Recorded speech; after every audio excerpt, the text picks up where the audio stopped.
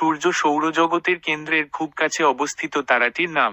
প্রায় আদর্শ গোলক আকৃতির এই তারা প্রধানত প্লাজমা তথা আয়নিত পদার্থ দিয়ে গঠিত, যার মধ্যে জড়িয়ে আছে চৌম্বক ক্ষেত্র। এর ব্যাস প্রায় 13,92,000 কিলোমিটার, যা পৃথিবীর ব্যাসের 109 গুণ। ভর প্রায় 2 গুণ 10 কিলোগ্রাম তথা পৃথিবীর ভরের 3,30,000 গুণ। এই ভর সৌরজগতের মোট ভরের শতকরা 99.86 ভাগ। সূর্যের প্রধান গাঠনিক উপাদান হাইড্রোজেন। আসলে মোট ভরের 3/4 হাইড্রোজেন। হাইড্রোজেনের পরেই সবচেয়ে প্রাচুর্যময় মৌল হিলিয়াম। হিলিয়ামের চেয়ে ভারী মৌল সূর্যের মাত্র 1.69% ভরের জন্য দায়ী। তারপরও এদের সম্মিলিত ভর পৃথিবীর ভরের 5,628 গুণ। এই ভারী মৌলগুলোর মধ্যে রয়েছে অক্সিজেন, কার্বন, নিয়ন, লোহা ইত্যাদি। তারার শ্রেণীবিন্যাস করার একটি সুনির্দিষ্ট পদ্ধতি রয়েছে, সেই অনুসারে সূর্য G2b শ্রেণীর মধ্যে পড়ে। অনেক সময় একে হলদে বামন ডাকা হয় কারণ তার তড়িৎচুম্বকীয় বিকিরণের তীব্রতা সবচেয়ে বেশি বর্ণালীর হলুদ সবুজ অংশে।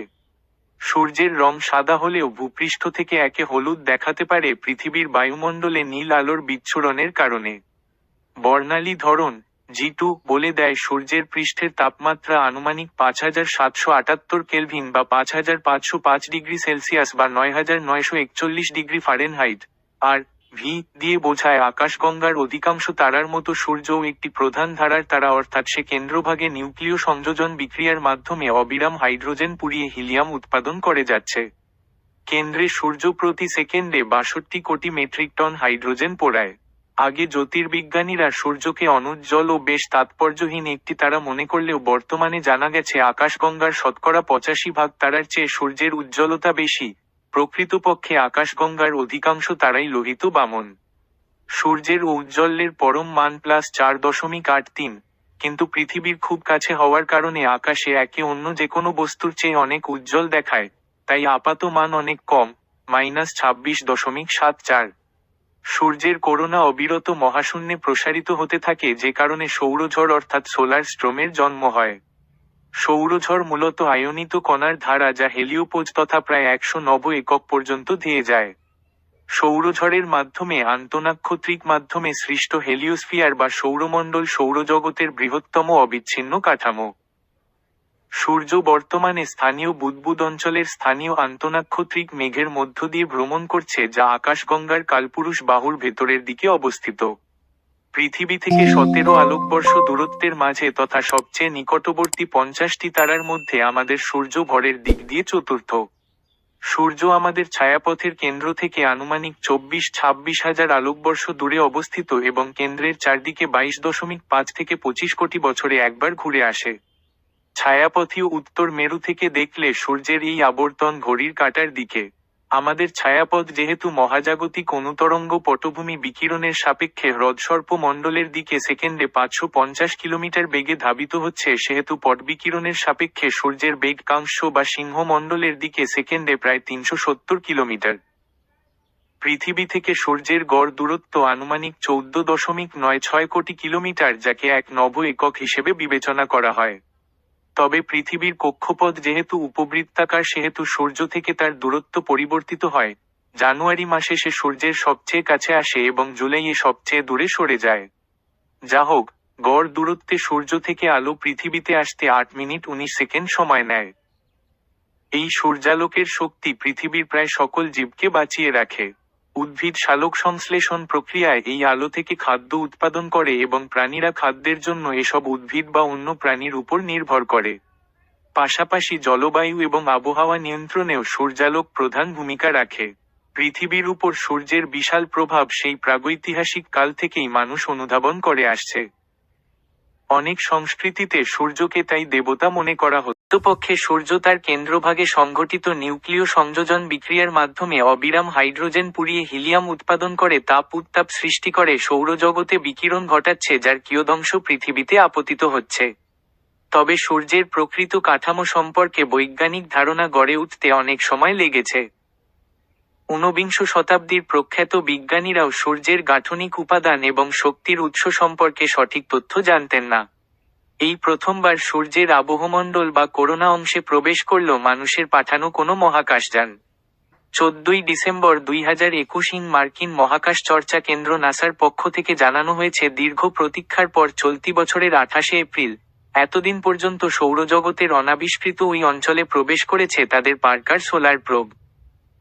মানব সভ্যতার ইতিহাসে এর আগে সূর্যের এতটা কাছাকাছি আসতে পারেনি কোনো মহাকাশযান। লুইজিয়ানার নিউ অরলিন্সে মার্কিন জিওফিজিক্যাল ইউনিয়নের সভায় এক প্রেস কনফারেন্স ডেকে এই বিরাট সাফল্যের কথা ঘোষণা করেন নাসার হেলিওফিজিক্স বিভাগের ডিরেক্টর নিকোলা ফক্স।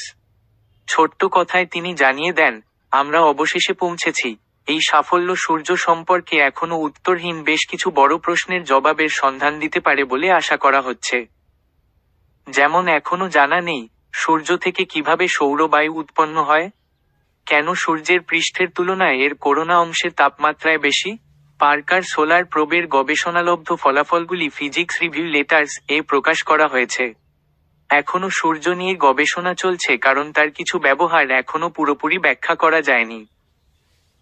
বৈশিষ্ট্যসমূহ: সূর্য একটি জি ধরনের প্রধান ধারার তারা যার ভর সৌরজগতের মোট ভরের শতকরা 99.8632 ভাগ। এর গঠন প্রায় নিখুঁত গোলকের মতো, কিন্তু উত্তর ও দক্ষিণ মেরুর দিকে কমলালেবুর মতো একটু চাপা।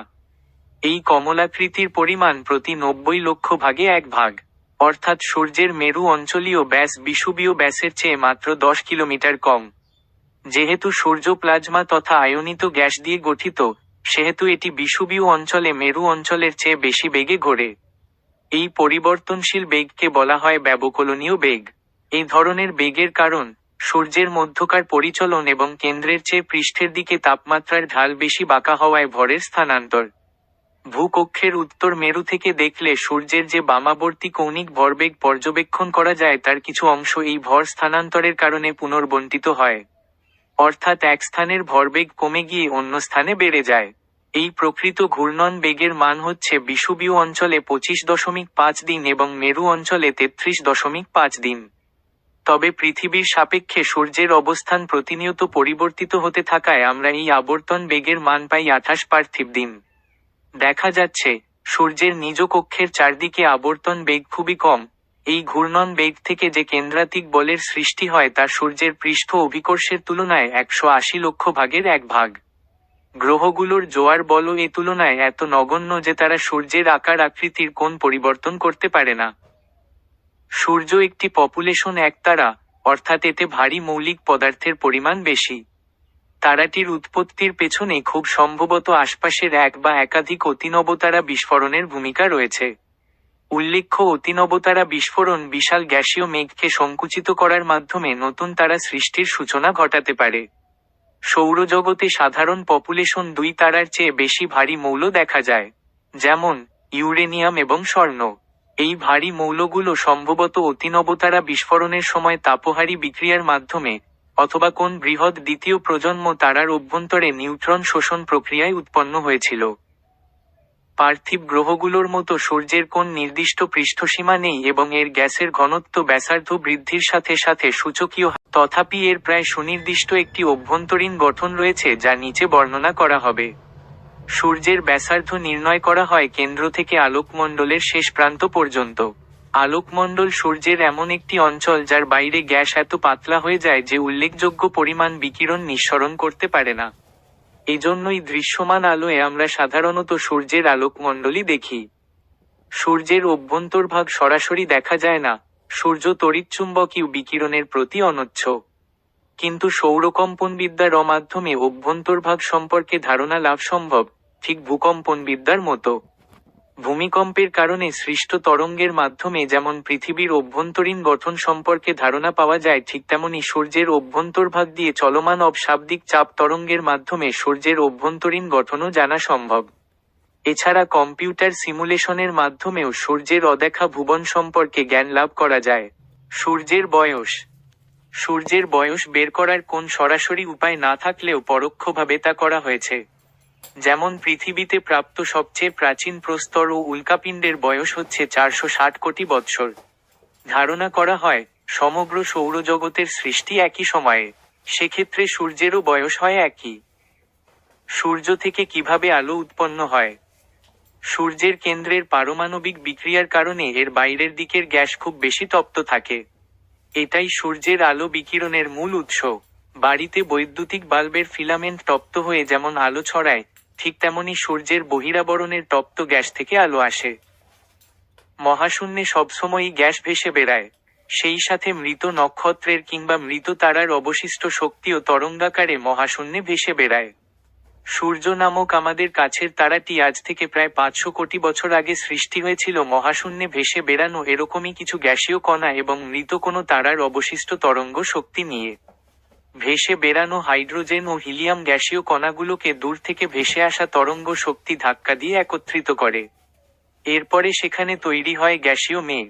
গ্যাসীয় কণাগুলো পরস্পরের নিকটবর্তী হয়ে মাধ্যাকর্ষণ বলের আকর্ষণে এরা পুঞ্জীভূত হয়ে একটি গ্যাসীয় পিণ্ডে পরিণত হয়। মাধ্যাকর্ষণ বলের কারণে কণাগুলোর মধ্যে সংঘর্ষ হয়, যার ফলে কণাগুলো চার্জিত হয়। ফলে এরা আয়নিত গ্যাসে রূপান্তরিত হয়ে প্লাজমা অবস্থায় পরিণত হয়। এরপরে সৃষ্ট গ্যাস পিণ্ডের চার্জিত গ্যাসীয় কণাগুলোর মধ্যে ফিউশন বিক্রিয়া শুরু হয়। অর্থাৎ হাইড্রোজেন গ্যাস ফিউশন বিক্রিয়ার মাধ্যমে হিলিয়াম গ্যাসে রূপান্তরিত হয়। এতে শক্তি হিসেবে আলো নির্গত হয়। সূর্যের বেশিরভাগ অংশ মানে প্রায় 73 ভাগ হাইড্রোজেন গ্যাস এবং 25 ভাগ হিলিয়াম গ্যাস দ্বারা গঠিত। বাকি অংশগুলো অক্সিজেন, কার্বন, নিয়ন এবং আয়রন দ্বারা গঠিত। তবে এগুলোর সবই জ্বলন্ত এবং আয়নিত অবস্থায় রয়েছে। প্লাজমা হচ্ছে পদার্থের চতুর্থ অবস্থা। পদার্থের 3 অবস্থা তথা কঠিন, তরল ও বায়বীয় ছাড়াও চার্জিত বা আয়নিত গ্যাসীয় অবস্থাকে পদার্থের চতুর্থ অবস্থা বলে। প্লাজমা অবস্থায় গ্যাসীয় কণাগুলোকে দূর থেকে দেখলে অগ্নিময় দানা দানা রূপে দেখা যায়।